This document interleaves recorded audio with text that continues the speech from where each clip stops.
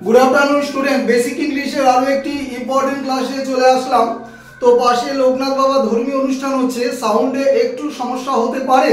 चलो स्क्रीनशटेर जोन्नो कयेक सेकेंड समय दिচ্ছি।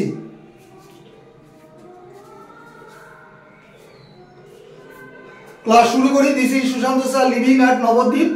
प्रत्येकेই জানা नवद्वीपे बेसिक इंग्लिशेर इम्पोर्टेंट क्लास करानो হয়। तो যাই হোক সেটা আলাদা প্রশ্ন। तो কি বলেছে টপিকটা দেখো, রুল আজকে তোমাদের জন্য দুটো রুলস আমি সেট করেছি।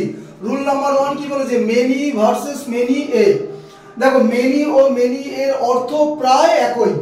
তো এবার কনসেপ্টটা দেখো, মেনির পরের নাউনটি পিএন হয়, পিএন মানে প্লুরাল নাম্বার, তো সেই মতো ভার্বটাও কিন্তু প্লুরাল নাম্বার হবে। ঠিক আছে, এক্সাম্পল দেখো, মেনি বয়েজ, বয়েজ নিশ্চয়ই প্লুরাল নাম্বার।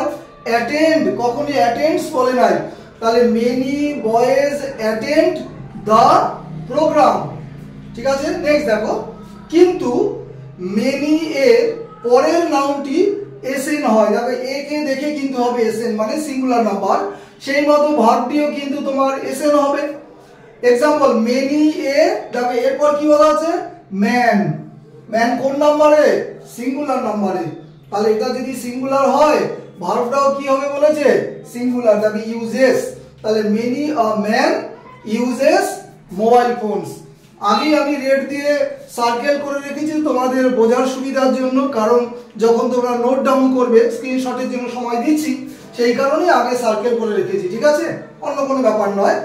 তাহলে এবার দ্বিতীয় রুলটা দেখো, বাক্যের সাবজেক্ট হিসাবে অনেকগুলো আছে, আর 10টা সম্ভবত। Anyone, someone, everybody, everyone, everything, anybody, anything, nobody, nothing, somebody, something, each ব্যবহৃত হলে, তাহলে এগুলো যদি সেন্টেন্সের সাবজেক্ট হিসাবে ব্যবহৃত হয় তাহলে আমার ভার্বটা কিন্তু কি হবে, এসএন হবে মানে সিঙ্গুলার।